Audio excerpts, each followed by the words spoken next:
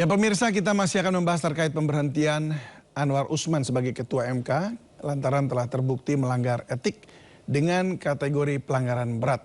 Dan saat ini kami sudah terhubung dengan pakar hukum tata negara Profesor Juanda. Selamat malam Prof. Juanda.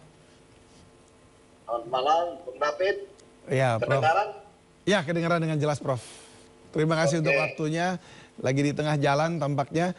Tapi Prof, Anda sudah mendengar ya tadi soal putusan dari Mahkamah Kehormatan MK. Apa tanggapan Anda?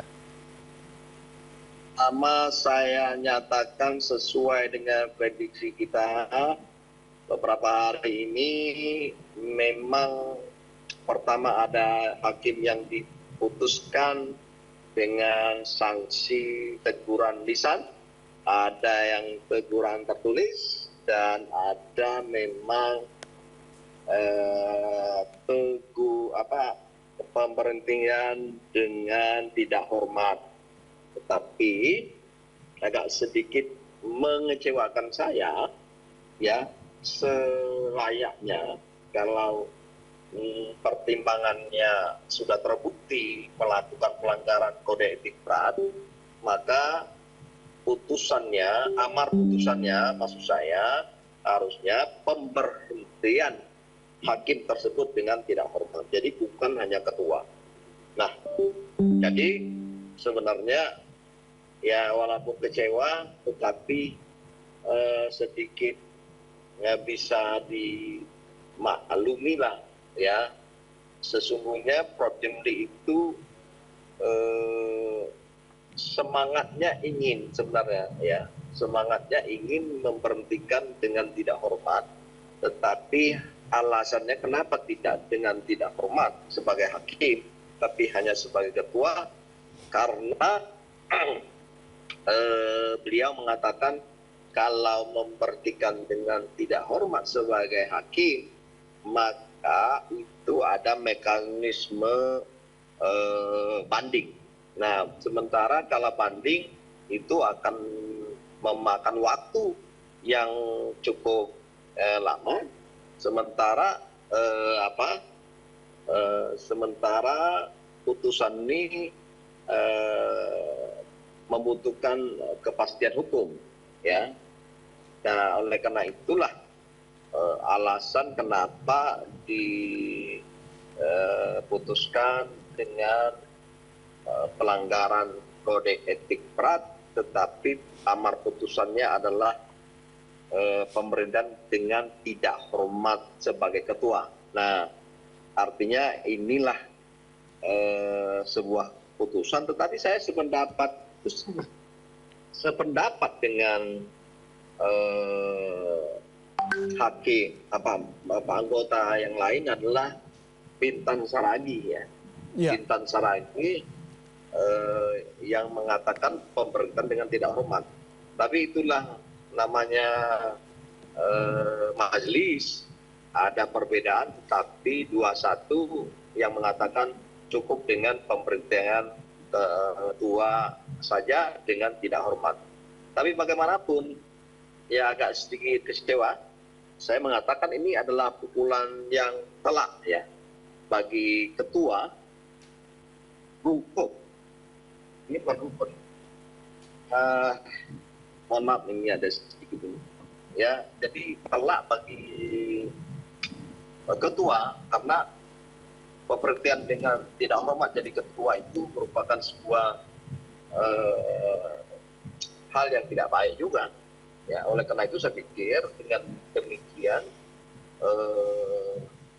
selayaknya dengan putusan begini, Pak Anwar itu sebaiknya mundur dari hakim konstitusi, ya. Dan apalagi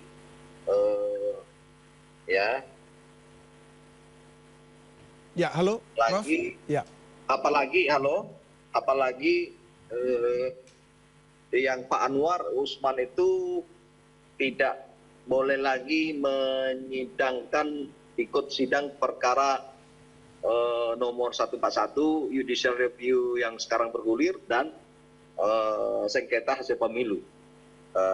Saya kira ini adalah hal yang sangat berat juga ya, yang dialami oleh Pak Anwar.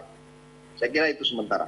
Baik, dan Prof kalau kita bicara soal pelanggaran berat etiknya ini ya Prof ya, Anda melihat bahwa putusan tersebut artinya secara nyata-nyata, kalau tadi istilahnya apa ya, cetol begitu ya, secara jelas begitu bahwa memang ini mengarah kepada untuk kepentingan keluarga begitu ya. Anda melihat bahwa memang putusan ini seperti itu, seperti yang memang kemudian dituduhkan atau digugat oleh masyarakat. Ya, ini kan sesuai dengan prediksi saya dan harapan saya untuk ternyata memang saya katakan ini menurut saya terbukti, ya ternyata terbukti, dan terbuktinya tidak hanya terbukti saja khusus untuk Pak Anwar, ya, tetapi adalah terbukti pelanggaran kode etik berat. Ini sebenarnya sudah saya prediksi, cuman hanya memang sanksinya saja ya yang mungkin Anda apa namanya? Itu karena harusnya pemerintah dengan tidak hormat sebagai hakim, ya kan? Ya, jadi saya sependapat dengan Pak Binta Saragih, ya dissenting opinion itu. Nah, saya kira udah tepat Pak Saragih itu, ya mengatakan itu dissenting opinionnya harus diberhentikan dengan tidak hormat. Nah, saya kira itulah namanya putusan.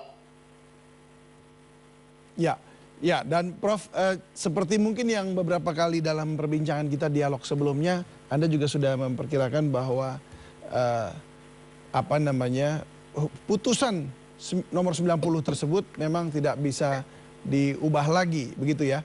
Tapi dalam beberapa perbincangan juga Anda sepakat juga dengan Prof Jimli bahwa ada masuk logika bahwa ini ada bisa bisa diubah begitu. Namun Prof Jimli tadi juga menyampaikan bahwa bisa diubah tapi untuk materinya yang dalam artian undang-undang yang sudah jadi bukan putusannya. Nah, apa tanggapan Anda mengenai hal ini? Wah? Ya, halo? Ya, Prof? Halo? Bisa mendengar saya, Prof? Bagaimana? Sebentar, apa? Baik. Gimana? Baik, saya ulangi, Prof ya. Ya. Oke. Ya. Saya baru sampai rumah ini. Oke, baik. Baik, pertanyaannya begini, Prof Juanda. Jadi Anda sempat pernah mengatakan memang beberapa dialog yang bersama dengan saya juga beberapa waktu lalu bahwa putusan nomor 90 ini memang sudah nggak bisa diubah karena ini sifatnya final and binding begitu ya, mengikat juga. Dan tetapi kemudian dalam perjalanannya ketika Pak Jimli Sidiki menyatakan bahwa hal ini bisa sebenarnya diubah tapi secara logika bisa dibatalkan begitu. Nah, kemudian Anda sempat juga akhirnya menyetujui sepakat dengan Prof Jimli Sidiki. Namun pada akhirnya sekarang yang diputuskan oleh MK adalah sebenarnya lebih kepada etiknya karena memang bukan ranahnya MK untuk membatalkan putusan nomor 90 tersebut. Nah, tanggapan Anda sekarang seperti apa? Ya, saya kira begini ya. Perlu diketahui, sekarang ini kan ada permohonan baru yang diajukan oleh pemohon yang melakukan judicial review terhadap putusan MK putusan nomor 90 itu. Putusannya atau undang-undangnya? Sebab tadi sempat Prof juga mengatakan undang-undang, Prof Jimli. Ya, tapi kan begini, yang pasal 169Q itu, ya, itu kan diajukan lagi dengan dasar putusan yang ini, yang sekarang ini dari MK ini sebenarnya, ya. Dari putusan MK ini, ya, sebenarnya sebagai dasar bagi pemohon sudah disebutkan adanya pelanggaran kode etik itu. Nah, ini kan ada pelanggaran etik hakim ini. Nah, jadi saya kira ini adalah salah satu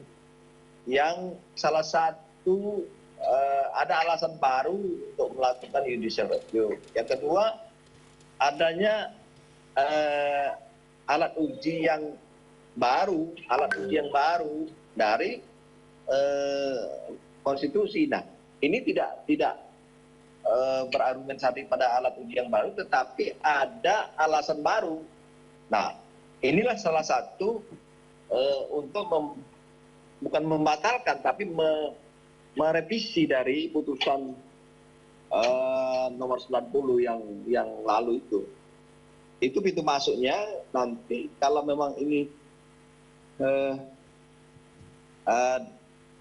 si ketua MK itu tidak ikut lagi, saya berpikir optimis bahwa ini akan terjadi perubahan putusan. Oke, jadi perubahan putusannya dalam artian perubahan undang-undangnya yang kemudian diuji materi lagi begitu ya? Maksudnya seperti itu ya? Undang-undang pasal itu diuji materi lagi. Iya. Benar itu. Oke. Benar.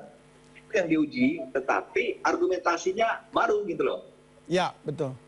Dengan argumentasi yang baru. Baik.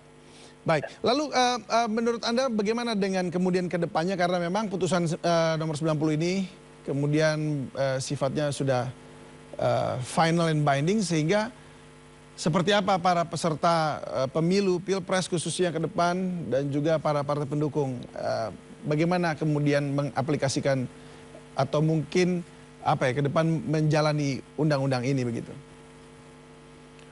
Ke depan, pertama ya, sebelum ada putusan yang baru, jelas putusan ini adalah dipakai untuk dijadikan landasan atau pedoman dalam rangka capres-cawapres, dan KPU mengikuti pedoman itu, putusan yang nomor 90. Nah, tapi seandainya nanti terjadi perubahan, maka ini juga ada peraturan, ada putusan baru misalnya. Tapi kalau belum ada putusan baru dari MK, maka putusan nomor 90 itulah yang dipakai untuk meneruskan proses pencapresan atau syarat-syarat capres 2024 ini.